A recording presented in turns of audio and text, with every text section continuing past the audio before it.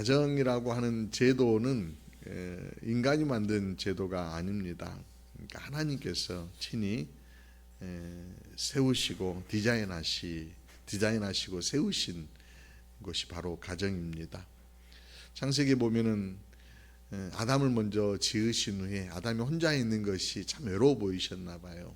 그래서 아담의 갈비뼈를 하나 취하시고 거기에 이제 살로 메꿔 주신 다음에 그 갈비뼈 하나로 또 하와를 지으십니다. 그리고 그 하와를 이렇게 이끌고 와서 아담과 함께 짝을 이루어서 한 몸 이루는 부부 되게 하십니다. 그렇게 세워진 게 인류의 첫 번째 가정입니다. 그때 아담이 하와를 보면서 했던 말 여러분 혹시 기억하시나요? 성경에는 이렇게 전합니다. 이는 내 뼈 중에 뼈요 살 중에 살이라. 이 어떤 그 짧은 말 안에 감탄이 담겨 있는 거예요. 너무너무 좋다라고 하는 그런 표현이잖아요. 그래서 그 탄식 안에 가정이 얼마나 기쁨이 가득하고 두 사람이 있으면 얼마나 행복하고 하는 그런 게 소개되어져 있는 겁니다. 근데 우리 가정 안에 그런 기쁨들이 늘 이렇게 끊이지 않고 용솟음쳐야 되는데 기쁨을 놓치고 사는 경우가 참 많습니다. 기쁨을 잃어버린다는 거예요.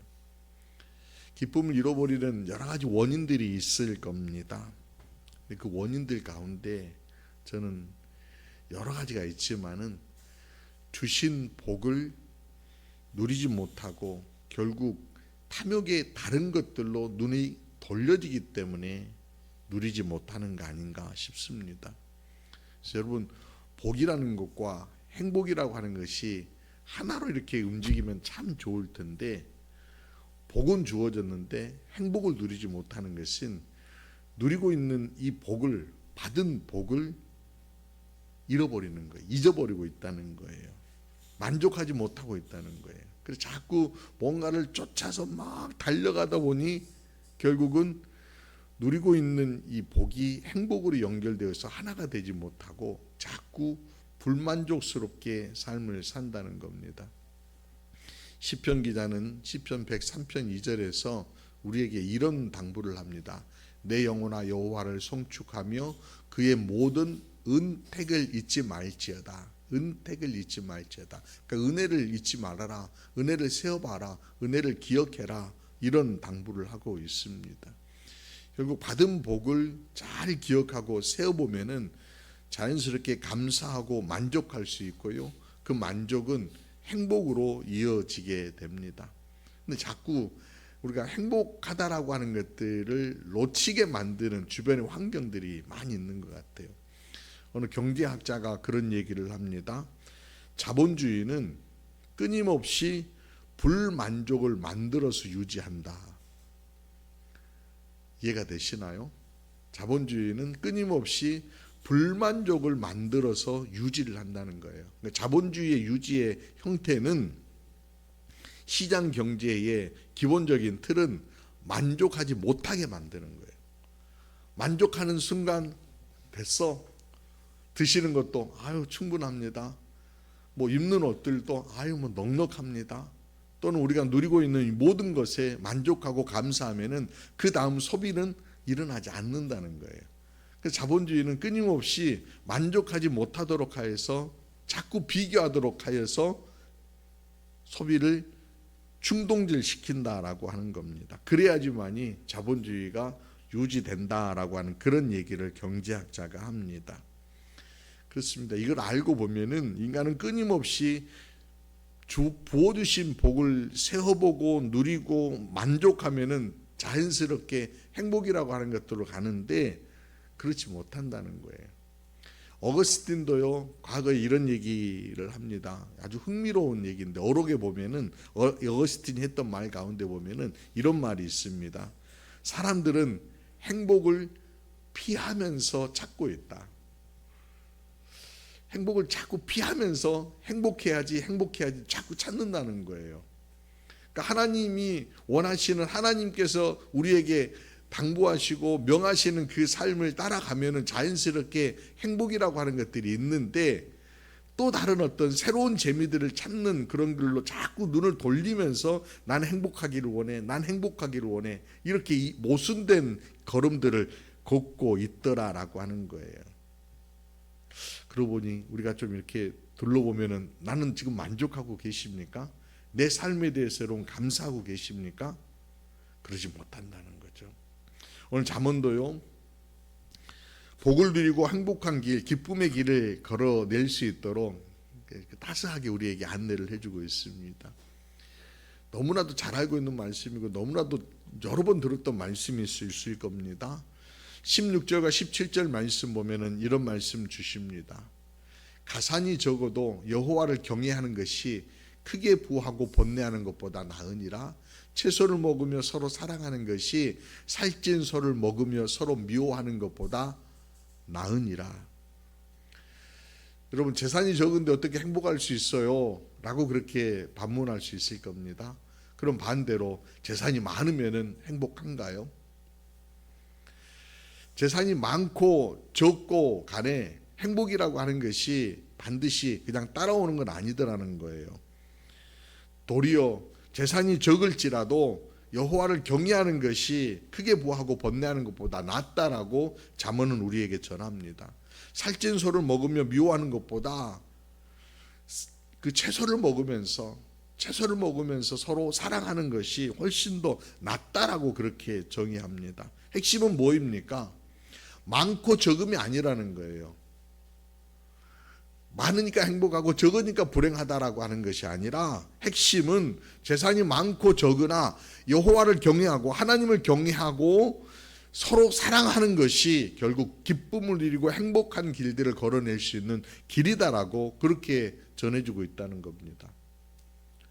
다시 반문하게 되죠. 그럼 여호와를 경외하는 것이란 무엇입니까? 라고도 묻게 될 겁니다. 경외라고 하는 단어는요, 단어적으로 보면은 두려움이라고 하는 것과 존경이라고 하는 단어가 이렇게 섞여 있습니다. 잠언 1장 7절에서는 여호와를 아는 것이, 여호와를 경외하는 것이 지식의 근본이다라고 하는 그런 표현도 합니다.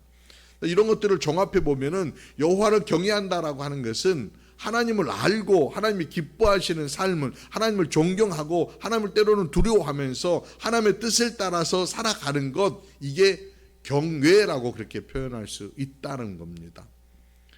단순히 경외라고 하는 말들을 그냥 경건이다라고 하는 그런 것이 아니라 하나님의 뜻을 따라서 진리대로 때로는 대가를 치르면서 희생의 걸음도 마다하지 아니하고 걸어내는 것, 이게 바로 경외라는 겁니다. 하나님을 경외한다는 거예요. 하나님을 경외하는 방식은 좀 다양하게 다르게 나타날 수 있습니다. 삶의 자리마다 다 다르게 나타납니다. 대표적으로 제가 두 사람을 여러분과 함께 나눠보려고 하는데요, 하나님을 경외하여 했던 다른 방식의 삶, 먼저 본헤퍼 목사님 한번 잠깐 살펴보십시다. 여러분, 본헤퍼 목사님을 잘 아십니다. 히틀러 정권이 펼쳐질 적에 전쟁과 혐오 정책에 반대하였던 그런 분이십니다. 독일의 양심 천재 신학자, 그렇게라고도 얘기합니다. 목사님이 쓰신 책이요, 나를 따르라라고 하는 그런 책인데, 저 책에 보면은 값싼 은혜와 값비싼 은혜에 대해서 이렇게 대비하며 얘기를 합니다. 많은 그리스도인들이 내가 치르지 않은 그 은혜 때문에 은혜를요, 값싼 것으로 취급한다는 거예요. 근데 이게 어떻게 값싼 은혜입니까? 예수 그리스도께서 죽으심으로 우리에게 부어주신 구원의 역사가 어떻게 값싼 구원이 되겠습니까? 값비싼 은혜라는 거예요. 그런데 주님이 치러주신 그 값비싼 은혜를 우리가 너무 값싸게 이해를 하고 잊어버린다라고 하는 거예요. 내가 구원받았던 이 은혜에 대해서, 내가 지금 누리고 있는 하나님의 자녀된다라고 하는 이 복에 대해서 너무나도 쉽고 간단하게 생각을 하고 값싸게 생각한다는 거예요. 그러지 않아야 된다는 거죠. 주님을 따르는 사람이라고 하면은, 주님을 믿는 사람이라고 하면은 주님께서 이루어 놓으신 그 값비싼 은혜를 따르는 길들을 걸어내야 된다. 이게 제자의 길이다라고 나를 따르라 해서 본헤퍼 목사님이 말씀하십니다. 그러면서 그의 책에서요, 값비싼 은혜는 인간들에게 와서 나를 따르라 부르시는 하나님의 부름이다라고 그렇게도 말을 합니다. 그래서 본헤퍼 목사님이 내가 정의 앞에, 하나님의 정의 앞에 내가 어떤 책임을 지면서 주님을 따를 것인가에 대한 그런 물음을 던지고요, 고민하고 실천을 합니다. 그래서 히틀러를 암살하는 계획에 동참하게 됩니다. 어떻게 목사님이 사랑해야지 히틀러를 암살하는 그런 계획들에 동참을 해? 라고 그렇게 반문하실 수 있을 겁니다. 그런데 히틀러 보네폰 목사님은 그런 얘기를 합니다. 침묵하는 것이 오히려 더 큰 죄이다. 그러면서 두려움으로 물러서지 아니하고 하나님의 종으로서 담대하게 그 정의를 세우는 일에 담대하게 순종하고 그 걸음들을 걸어내요. 결국은 붙들려서 사형을 당하시게 되는데, 사형당하는 그 자리에서 보네폰 목사님 했던 또 유명한 말이요, 이건 끝이 아니라 새로운 삶의 시작이다라고 그렇게 말씀을 하십니다. 굉장히 좀 어찌 보면은 어떻게 저렇게 목사님 사랑하셔야 되는데 저런 길들을 걸어낼 수 있나? 저것도 하나님을 경외하는 방식인가라고 얘기할 수 있겠지만은, 삶의 자리 안에서 전쟁과 혐오였던 세상 가운데 살아내면서 어떻게 하면 하나님의 정의를 세워낼 것인가 고민하고 정리하고 하나님의 뜻을 따라낸 하나의 방법일 수 있습니다. 또 한 분 얘기합니다. 미국의 자동차 왕이라고 하는 헨리 포드라고 하는 분이 계십니다. 기업인으로서 성공한 삶을 살았고요, 또 신앙인으로서도 신실한 삶을 살아냈습니다. 그가 이제 노년에 은퇴하였어요. 고향에다가 작은 집 하나를 지어서 생활하시게 됩니다. 대기업, 나름대로 성공한 기업인인데 그 지어놓으신 집이 너무나도 소박하여서 방문하신 분들이 그런 얘기를 했다고 해요. 아이고, 이렇게 초라한 집에서 어떻게 생활하시려고 해요? 혹시 불편하지 않으시겠어요? 라고 그렇게 얘기를 했다고 해요. 그랬더니 포드가 이렇게 웃으면서 답했다고 하죠. 가정은 건물이 아닙니다. 비록 작고 초라하더라도 예수님의 사랑이 넘친다면 그곳이야말로 가장 위대한 집이지요 라고 말씀하셨다고 해요. 소박하지만 하나님이 주신 가치를 따라서 충실하게 삶을 살아내신 분입니다. 그래서 많은 분들이 헨리 포드를 얘기할 적에 그의 아내와 그를 얘기할 적에 포드는 꿈꾸는 사람이었고 아내는 기도하는 사람이었다라고 하는 그런 얘기들을 우리에게 전해줍니다. 사업적으로 성공한 사람, 나름대로 그냥 누리며 살아갈 수 있지만은 그러지 아니하고 나름대로 소박하게 그 삶을 살아내는 삶의 방식, 이것 또한 하나님을 경외하는 삶의 또 다른 방식일 것입니다.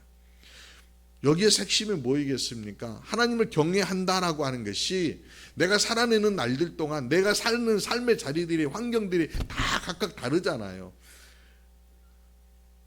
다 보네폰 목사님처럼 정의를 세우기 위해서 다 나아갑시다, 그렇게 얘기하는 것은 옳은 게 아니라는 거예요. 핵심은 내 삶의 중심에, 내 마음의 중심에 하나님을 모시고 계시는 것, 이게 바로 핵심이라는 겁니다. 두 분이 동일하게 새기고 있는 중심은 하나님입니다. 각자의 삶의 자리에서 하나님을 중심에 두고 있다라고 하는 거예요. 거기에 거짓되고 나를 넘어뜨리려고 하는 많은 거짓들이 스며들 수 있어요. 근데 여러분, 하나님과 거짓을 한번 비춰보고 보세요. 내가 거짓인지 아닌지 참인지를 누가 가장 알 수 있을까요? 가장 먼저는 하나님이 아십니다. 그리고 나도 알 것입니다.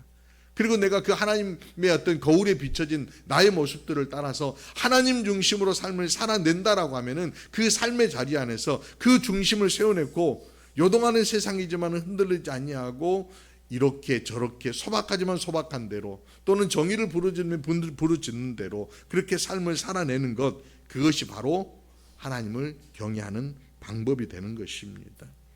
사랑하는 여러분, 하나님을 경외하는 사람들 되십시다.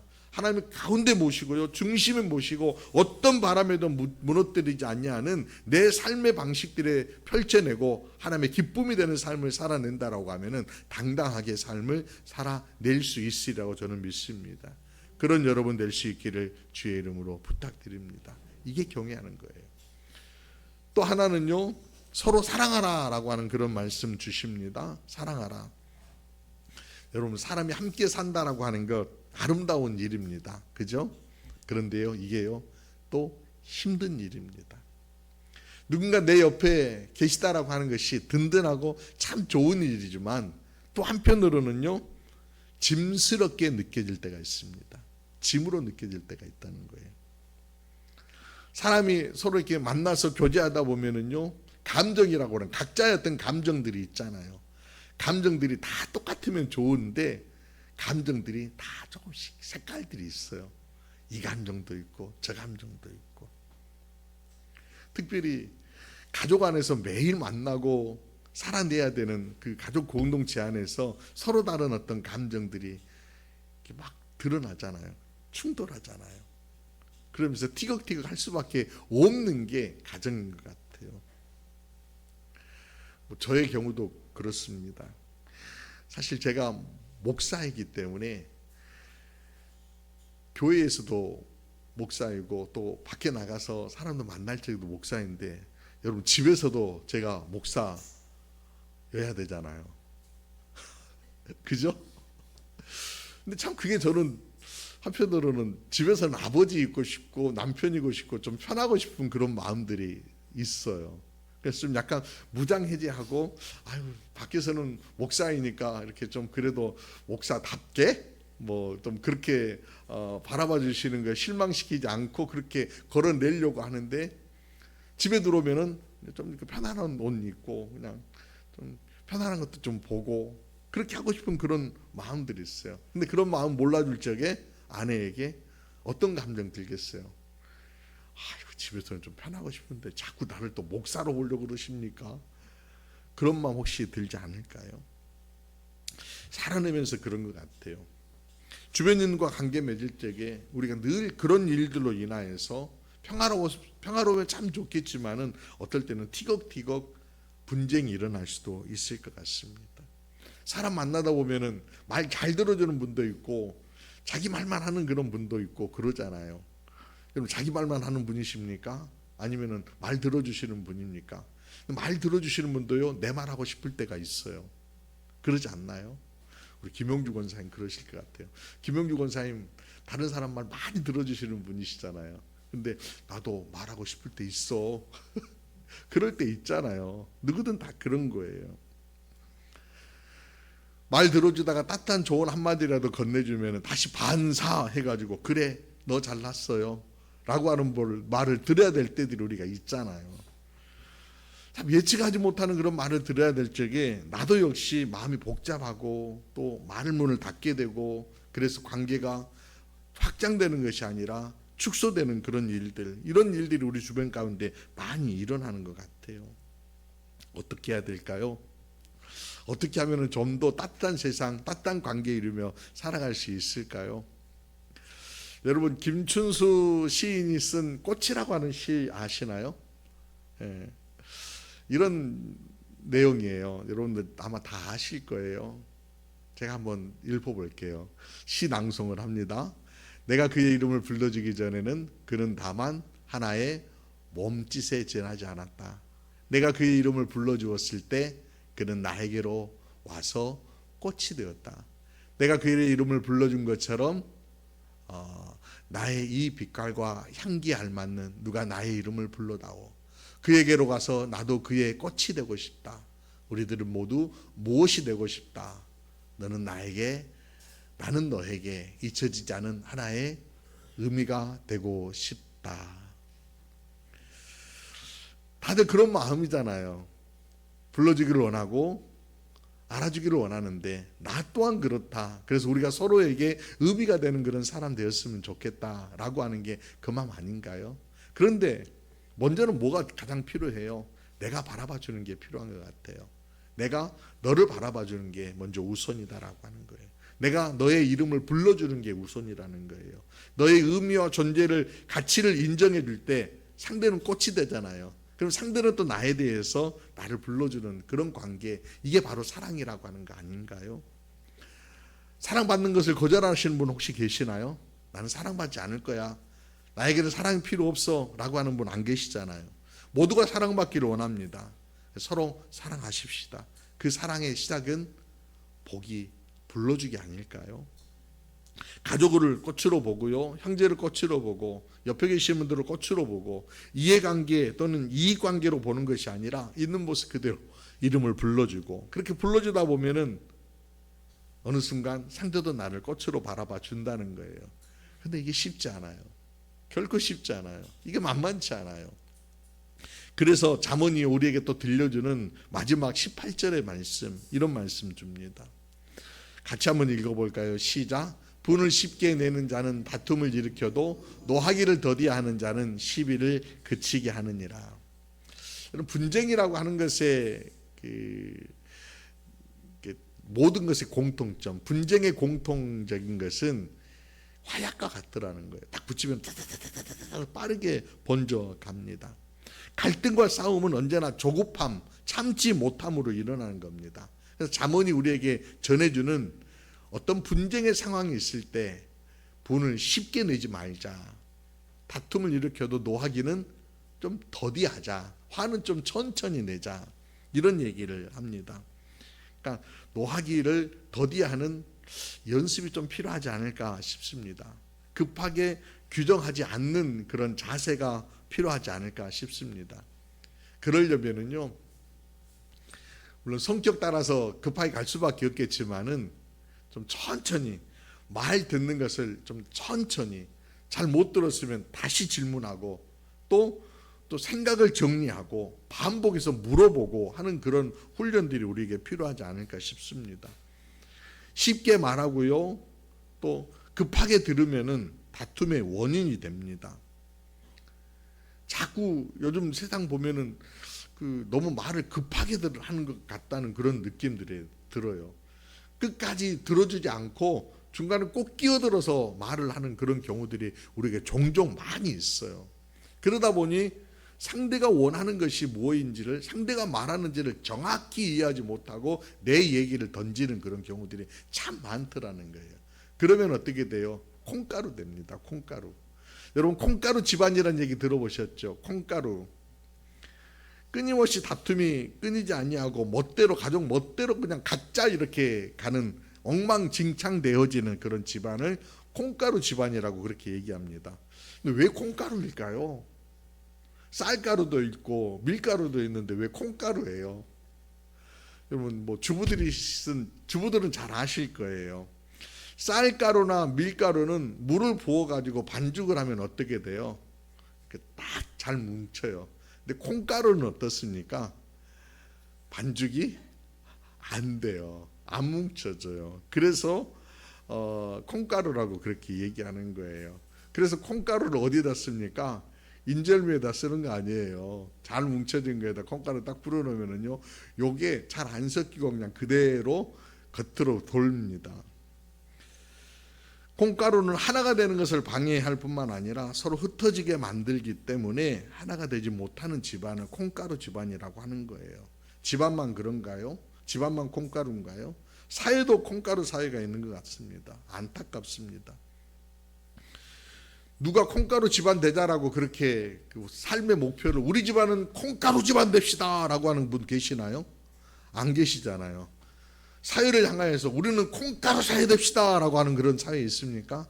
아니잖아요. 그런데 삶을 보면은 콩가루로 향하여서 가는 그런 경우들이 많더라는 거예요. 누구든지 다 하나가 되자라고, 기쁘게 살자라고, 행복하자라고, 복을 누리며 살자라고 얘기를 하는데, 그런데 삶의 형태들, 삶의 모양들은 콩가루 사회로, 흩어지는 사회로 가더라는 겁니다. 사랑하는 여러분, 오늘 주님께서 우리에게 주신 음성이 정답입니다. 하나님을 경외하십시다. 중심에 하나님을 두고 살아내는 것이 결국 내가 헛된 것들을 품고 있는 게 무엇인지를 발견하는 지혜를 얻게 되는 거예요. 자꾸 자기 욕망의 노예로 끌려가다 보면은 그 욕망의 노예 때문에 내가 어디를 향하여서 가는지도 잊어버리고 결국 늪에 빠지고 죽는 거예요. 망하는 거예요.